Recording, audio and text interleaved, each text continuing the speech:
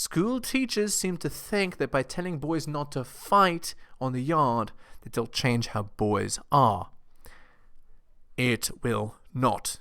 Men will always be men, and boys will always be boys. And teaching men to be like women will ruin men's acculturation. Men that are being taught this will fail to develop properly as men and will be destroyed in the future by the world that doesn't care and that demands that they are men. Hello and welcome to the heliosblog. My name is Helios. This needs to be said for the benefit of everyone, and that is, men will always be men. I'd like to dispel some myths today. The matriarchy, which is our modern gynocentric social order, the women that rule us, that teach us when we're young, and that believe that our societies should be run according to their plan and not according to logic and reason. They seem to believe that by teaching men from a young age to be more feminine, that they will remove masculinity altogether, or at least they will raise more real men. According to the gynocentric social order, the matriarchy, men are defective women and they are living life wrong. It's up to them to teach men how to be men. I'm here to tell you that that should not happen. Men will always be men, and you cannot erase biology through cultural brainwashing. Sorry.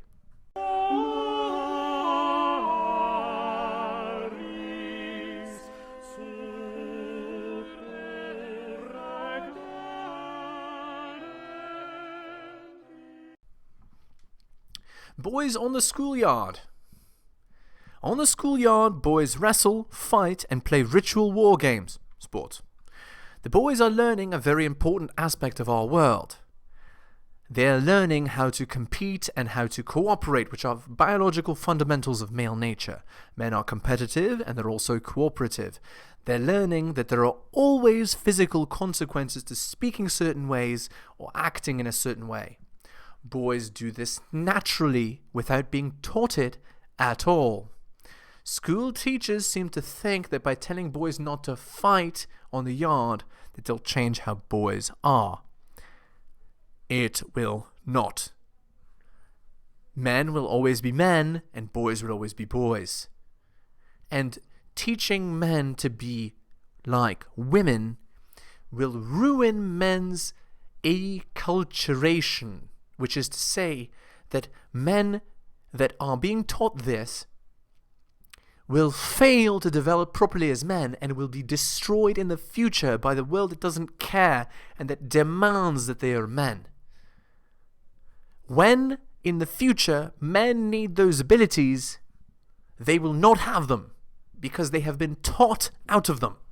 And that's a huge problem. So, as I said, competition and cooperation. In the real world, men have to both compete and also cooperate.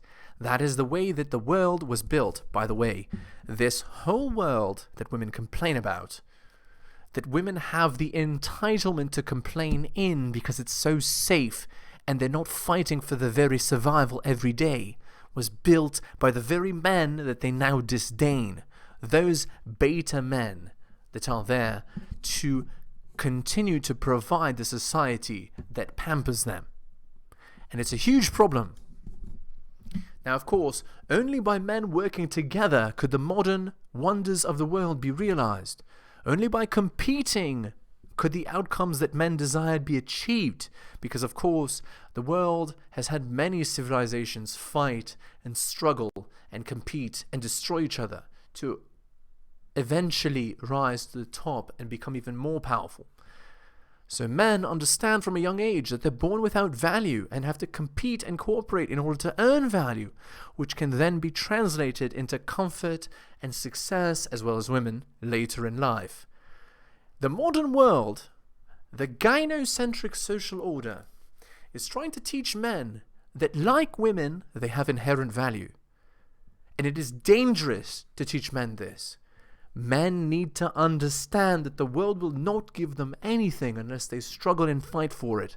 And it is absolutely ludicrous that they should be taught incorrectly. And the reason it's ludicrous is because it discourages the very behaviors that men need to learn in order to be successful. So, by not teaching men how to struggle and fight, the gynocentric social order is literally destroying its own foundation. And it doesn't even know. That's the sad part. Here's more. Honor and loyalty. Even as boys, men understand the value of honor and loyalty. A man's word is his bond. And if his word is broken, the man cannot be trusted and thus cannot be cooperated with. Dishonorable, disloyal men are not of high value. Male nature tends to be honorable and loyal in order to facilitate cooperation. Of course, I know I'm not a fool. I know that there are narcissists and there are psychopaths out there. But they are certainly the exception. And the reason they're the exception is for a reason. Because it is biologically useful for men to cooperate. So men that are inherently not cooperative tend to be killed or shunned. And of course, something else is very important, is that men are not loyal to everyone. They're loyal to the in-group, to their people. And this is where the concept of us versus them originates. Nowadays, education seeks to teach men to be more like women. It teaches boys to be more cooperative and less competitive, to not fight against each other, to not struggle, to accept everyone as they are. But the world doesn't care. If you are weak, if you struggle, if you're bad at fighting, you will be destroyed. Competitive spirit is necessary to run the world in the future. If there is no competitive spirit because it's been bred out of men or taught out of men, then societies that have not done so will outcompete the current society. It's a huge problem. Teaching boys not to compete and giving participation trophies serves only to hurt boys. And this is where we get into modern betrayal and the enslavement of male nature. So here is a summary. Men are the following. They're cooperative, they're competitive, they're honorable, and they're loyal. The modern world, the matriarchy, the gynocentric social order, tries to brainwash men into putting their efforts into accomplishing feminine goals and becoming more feminine, instead of harnessing masculinity for the good of civilization. Now, the problem is that if the power of the masculine is not harnessed for the good of civilization, because of the way the world works, it tends towards entropy, towards destruction. If nobody's around to maintain it, it will crumble. The foundations of the building of modern society will be destroyed. The modern world tries to convince men to use their powers of competition to become strong in the world in order to worship women, basically to do like a fertility religion type thing. But that is not the original intent of male nature. The original intent is to cooperate and compete in order to become successful with attractive feminine women and build civilization. Even one generation ago, the most competitive males were selected by the most attractive and feminine women, and mating happened assortatively. 8s with 8s and so on. Nowadays, due to women being queens, all women want an 8 or 9 male out of 10, while being 3 all the way to 9 themselves. And the problem is that now men are not incentivized anymore to work, to build the civilization, because they're not being rewarded with sex. And this leads to the devaluing of males that are less than an 8 out of 10, where they would have been before they would have been treated according to their value. So before, a 5 out of 10 man knew he'd get a 5 out of 10 woman. But nowadays, the 5 out of 10 women are sleeping with the 8 out of 10 who will never commit, and the 5 out of 10 male is thrown aside. And men are waking up to this reality and rejecting women who only want 8 men and above. And this leads women to end up being alone and miserable. The problem lies with education. Men and women should be encouraged to be true to their inherent biological natures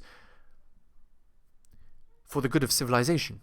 So, what I'm saying is that men should not be taught to be women. Men should be allowed to be men. And assortative mating should then happen, which, I mean, some would argue is against inherent female biological nature, but again, for the good of civilization, that is the solution, unfortunately. That's the solution that has worked for thousands of years. So, anyway, here is the conclusion. Even though women want to brainwash men into worshipping women of all attractiveness and femininity levels, men will always be men. Even though the world tries to teach men to be more feminine and less competitive, men will be men. Male nature will remain the same and desire the same things, and it needs to be pushed in the right direction for the good of civilization. Men under an 8 in attractiveness are choosing to walk away rather than be underappreciated by the women that even one generation ago would have been happy to be with them. Education must be modified in order to better facilitate true biological reality for the good of civilization. Women should not have their sexual strategy be utterly realized while men are thrown aside. Otherwise, the foundations of civilization will crumble. You've been told. Thank you. Thank you so much for watching my channel. Please remember to do all of the following. Like the video for the algorithm. Comment on the video. I respond to all comments and I'll give you a heart. Subscribe and hit the bell so you can see my content on your feed. Check out all of my content on other platforms. It spreads the reach of the channel. YouTube, bit.ly/heliosyoutube. Rumble, bit.ly/heliosrumble. My blog is realheliosblog.com. My podcast, bit.ly/heliospodcast. My Patreon, patreon.com/theheliosblog. You can also support the show at bit.ly/heliosdonations and buy my books at bit.ly/heliosbooks. Thank you so much for all of your support.